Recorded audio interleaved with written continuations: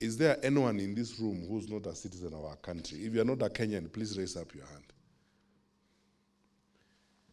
We don't have a foreigner here. All of us are Kenyans. There's something we have that brings all of us together and equally together, and that is the citizenship of our country. We will never discuss anything sensible if we don't begin from the basics, which is, this is our only home on earth, and we've got to be patriotic and serve our country. And if you don't have that attitude, it's very difficult for you to be anything, leave alone an administrator and somebody who looks after the security of the country. When you wear the uniform that you are wearing, we are giving you people, citizens, fellow citizens, human beings. People with him, we have equal responsibility to keep our country together. Wherever you serve, whether you are going to Ndiwa or Mandera, whether you are going to Busia or Meru or Kwale, wherever you are going, you're going to be interacting with fellow citizens. People with whom we have been given this country by God, our Creator. So our first duty and responsibility is to ensure that to the best that the Lord will enable us, we love these people, attend to them, and serve them. The uniform you are wearing and the responsibilities we hold are responsibilities we hold because we have been privileged and blessed by God through our president to be the ones to look after our people in our various jurisdictions. So I want to tell you this very candidly, my dear friends. You must love the people you are going to serve. Let us love our people. Because if you love them, you will always do justice, you will be fair, and you will ensure that these people, when they part with you after they have left your office, they go away happy, and they go away satisfied. And when you wake up every morning to go to work, know that you have a date with destiny. You may do something in the course of that day that will change someone's life, or something in the course of that day that will affect someone's life.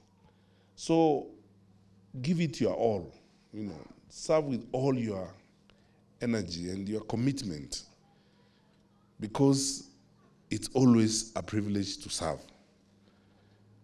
Secondly, I thank the Lord for you, all of you. Now, you are my colleagues. For the last 9.5 years, I've worked in the public service. I've had the privilege to be a minister. From sector to sector, I've come and found people that the Lord has given me to work with. And I love them, and I enjoy working with them.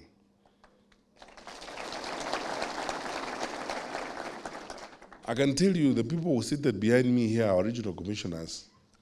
All 8 of them are people I've come to know. And some of them I like, and sometimes I have very personal conversations with. Some of them I know their families. And I thank the Lord for them because we work together. When there's an issue in one part of the country, we close ranks, we come together, we sort things out. And you've started a long journey. You must now develop a relationship with those people you work with and those that you work for, knowing as you must that you will never be happy in this world even if we left it all for you. You must live with these other people, enjoy a relationship with these colleagues, develop sensible collegiality with all these people that you are going to work. Number 3, if you forget everything I will say today, don't forget this one. When you wear that crown you're wearing, you are a representative of His Excellency, the President of the Republic of Kenya, wherever you are. I am sure you are told this and many other things. You represent the President of the Republic of Kenya. You exercise authority that is drawn from the office of the President of the Republic of Kenya. If nothing forces you to be the best behaved person in that environment, that alone should make you be the best behaved person. Because the president wants to project an image to his people. God has given him a country to lead. And now he has asked us, through us, myself and the PS and all of these wonderful good people here, to be his representatives at various levels. In your speech, in your actions, in your interactions, in whatever you do, you must project an image that is worth the respect of the office of the president. That's why I'm happy about what someone said here. How can we have our officers in uniform fighting at the local meat roasting place? Tumeenda kuchoma nyama kona ingine hapo, mmepigana na umefaa uniform yetu. Uniform ya serikali na crown ya serikali.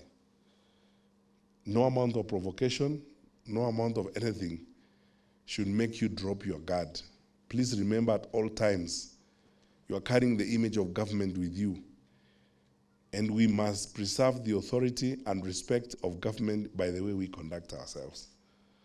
So chapter 6 applies as much to us as it applies to everyone else. So good people, I expect you therefore to be good cheer, well-behaved, conscious of your responsibilities. Fourthly, we are doing this because we are starving up, and we promised that we are going to starve up before the general elections.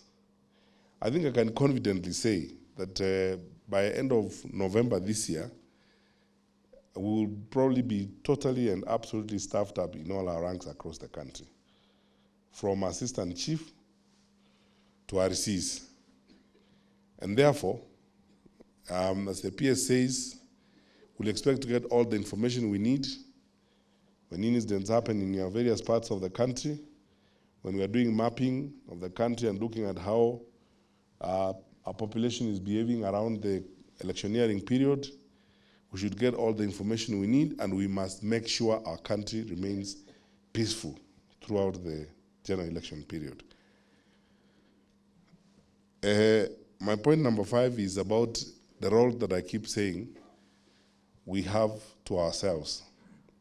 The challenge that we had in the past, which we, by God's grace, have been trying to resolve, as the PS outlined, is to strengthen our level of mentorship. Because in the past, it is true that, people used to be assistant chiefs, and all your life, and you just die an assistant chief. Or you pray for the chief to die so that you can be promoted to be the chief yourself. And because HR management has changed, that is why we came up with this policy, and I thank my sister and the Public Service Commission for supporting it, so that you can grow. Because it's very common for all human beings to want to be promoted. Ama namna gani? You want to move from one place to another. I keep telling people every day that even we ministers look forward to a promotion. I hope that one day my picture will be put there.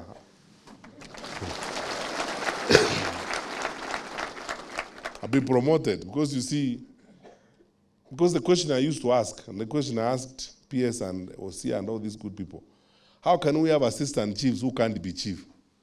Because what do we look at when we were appointing them as assistant chiefs? Because one criteria should be, you should be someone who can assume the office of chief at any point in time, whether the chief is alive or dead. So how can we have chiefs who can't be ACCs? Because you must be able to be an ACC, as it were, because then we don't know what we are doing. If we recruit a guy who can only do one thing in their life, they can't do anything, you are just going to be a chief, and you can't be ACC. How can we have an ACC who can't be a deputy county commissioner? Or how can we have deputy county commissioners who cannot be county commissioners?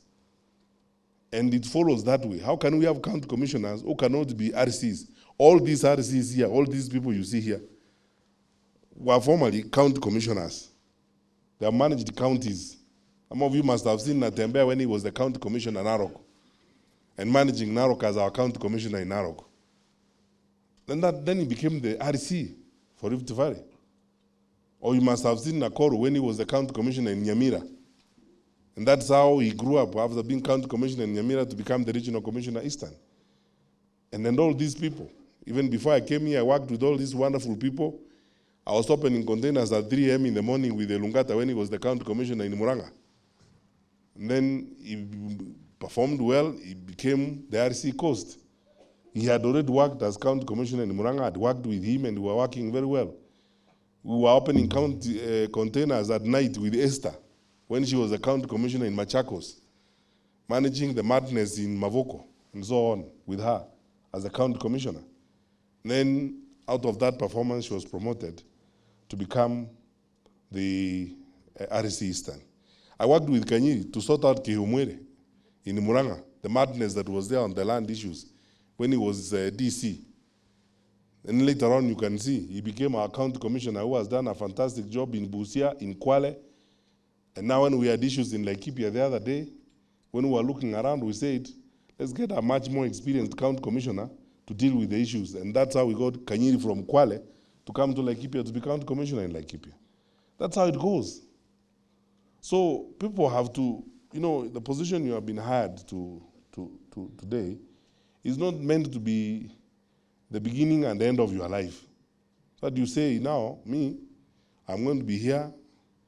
I just spend time drinking around, going home over the weekend, looking for girlfriends, and so on. You must work hard. Would like in future, by God's grace, and I pray for you, that when another induction will take place in future of SCCs, you will be seated here as a regional commissioner. That's your aim. That's how we are looking at this.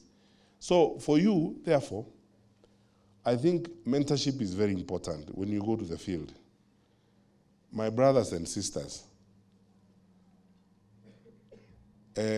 when you go and find the assistant chiefs that you will be working with and the chiefs, please mentor them, work with them, and assist your colleagues, the deputy county commissioners and the county commissioners, to identify the people who can be promoted, who can go to the next level. That's how you help this service. That where you're working as an SEC, you work with all those good people, you keep a report about them, and we can only identify good people from reports that come from those who work with them. Tell us this is a hard-working officer. He can be a good chief if he's given an opportunity. I have to caution you on this matter. PS and I and Osia, there are cases where recently we have been having frustrations where people recommend people all the way from the field to be appointed chiefs and so on. When the report finally lands here, after it has gotten to our desk, and we have so many complaints, we decide, let us check this again through the National Intelligence Service and through other mechanisms. And when we check, we actually discover that there are certain things that SCCs and the DCCs overlooked, which are important. You know our communities are very sensitive. Please, I urge you, let's be fair and objective. Someone may be your friend, but if they can't be chief, they cannot be chief, period. Don't waste anybody's time. If they cannot be promoted, they cannot be promoted. Tell them, you are my good friend, we eat together, we do all our things together, but you know in your heart, you cannot give those people a serious responsibility. Assist your DC and assist your county commissioner to make the right decision. Do not lie to your county commissioner and do not lie to your deputy county commissioner about somebody and say, oh, this is a good man, just because you have been doing certain things with him or her. Let's be fair. If we do mentorship in a very objective and very open and fair manner, we will end up with a strong service. Our service is as strong as the men and women who serve it at various levels of service. If we have strong ACCs and strong DCCs, we'll man the country well. If we have strong county commissioners and we have strong regional commissioners, we will do well. So it depends on each one of us to do their bit so that we ensure that we have the right people. I make 2 points and come to the end of my remarks. One, we are moving now aggressively into deployment of technology in the service. I agree with the PS, and thank you, Madam Kisotu, for agreeing that we will do a crash program at APTC. But soon enough, we are now also going to roll out a framework of an in-service training to ensure that our digital literacy in the service goes a notch higher. In line with the digital OB, we are pushing the police to accept, and that we are now rolling out the digital occurrence book. We are slowly moving to an increasingly digitized framework of coordinating our activities. We are trying new reporting systems that are digital driven so that we can get information in real time and we are able to act fast enough, especially when it comes to early warnings and possible areas of conflict. Together with a very complex deployment of our GPS system, and we're going to overlay on it several factors and fields. Soon enough, we will be able to have a communication system. We have actually piloted it the other day, a communication system that is exclusive to us, and also one that rides on faster and rapid information sharing. What that means is that you are not going to sleep. You must continue learning and updating your knowledge, as it were. We will do in servicing, we will do on-the-job training when we roll out this system. But I want to urge you that where the world is moving to, we cannot operate outside of a digitized framework. That's why, as I said yesterday, I had a chat with the Attorney General. We are going to appeal the decision of the court yesterday on the Huduma card and Huduma number. Because it's unthinkable how we are going to move to the future without integrating our data sets. And then we are going to ask our colleagues across other branches of government who don't understand this. We are available to help them understand what we are trying to do. Because sometimes people make decisions without understanding what we are trying to do. And I'm the best example of this war, because when we were fighting digital migration, we went all the way to the Supreme Court. And now look where we are today. If we had not freed all that spectrum and so on, I don't know how we would be operating today. In the era of COVID and so on, when we have to do these virtual meetings and stuff like that, I don't know how we would be operating today. Look at how many TV stations we have in the country, how many radio stations we have in the country, and how we are able to communicate. If we had not migrated at that time, I don't know what we would be doing today. Yet, you know, the High Court ruled against us, the Court of Appeal ruled against us.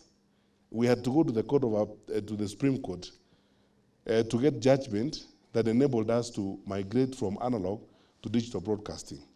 And on the Huduma card and the Huduma number, I want to assure you, I am prepared, and my colleagues in government, we are prepared to go all the way. We have no problem even ending up in the Supreme Court on this matter. Because it's very simple, and all of you understand this, and if you may allow me to take a second on this, it's unthinkable that anybody can think otherwise in this day and age. Because if we have data on your ID with the National Registration Bureau, we have data on your birth certificate, we have data on your PIN at KRA, we have data on your driver's license at the NTSA. What we are doing is bringing all that data together so that you are one person, so that you use one card and one number to access services. What is illegal about that? I don't know where some people live. Just go to some countries in the Middle East, the president of Estonia was here the other day, and it's amazing what she told us and what they're able to achieve in terms of technology. We cannot be the only country where you need a handbag to carry your cards, so that, you know, when you get to the petrol station, you remove your bank card. When you go to hospital, you remove another card. When you get to the airport, you remove another document.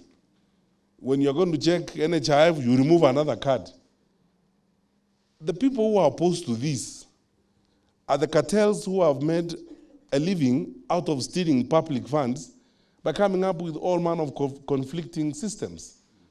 So they will supply a different software and different system at NTSA and insist that they're providing a digital license. Then they will go to KRA and look for another system.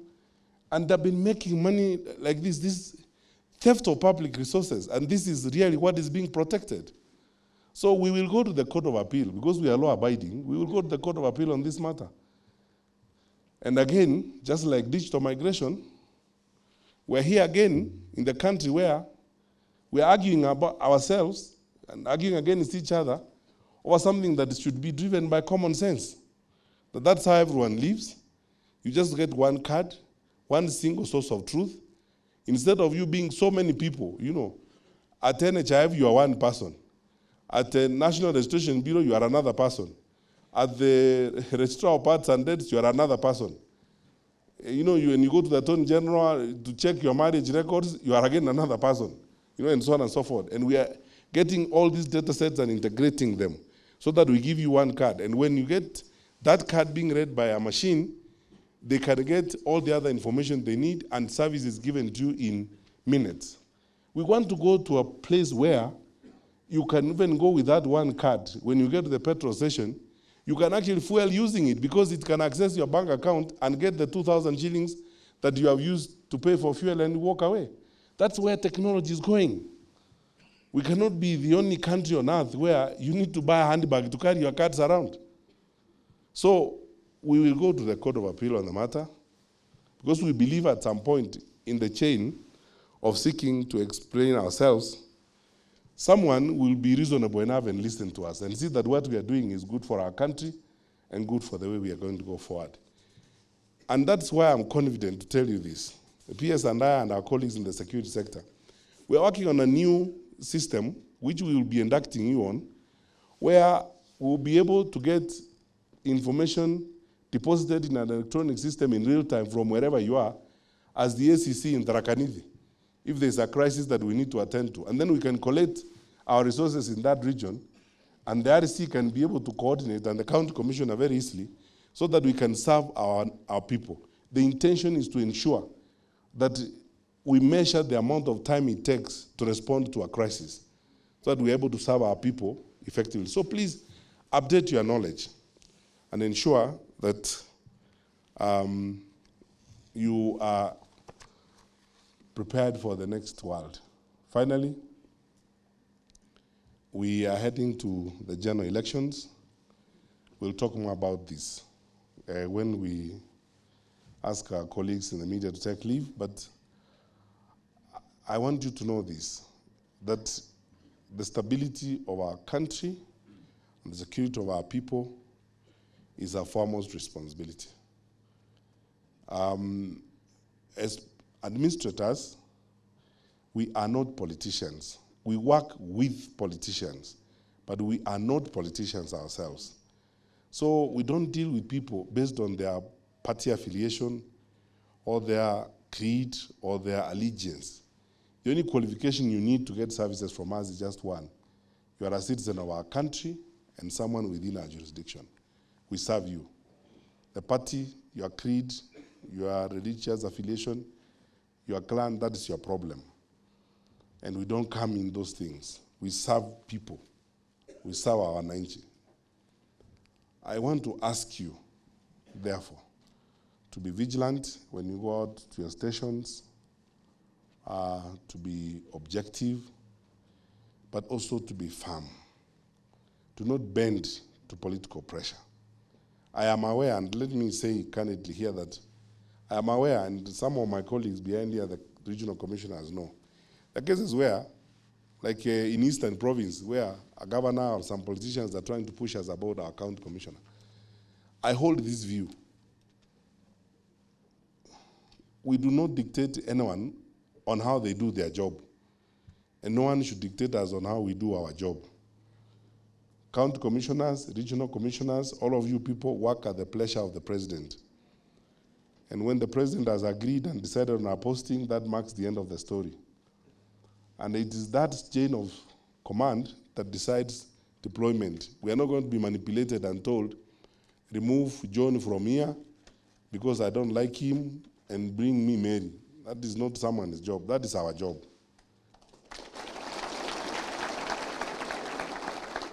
So don't listen to some of these people who overreach themselves and then are full of themselves. Some of them have an overestimated sense of self-importance. And they will tell you, you know, oh, I will go to Arambe House and complain.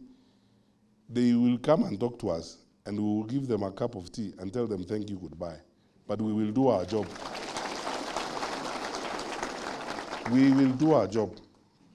None of our regional commissioners, none of our county commissioners, and none of our administrators to the level of the chief is going to be intimidated by anybody.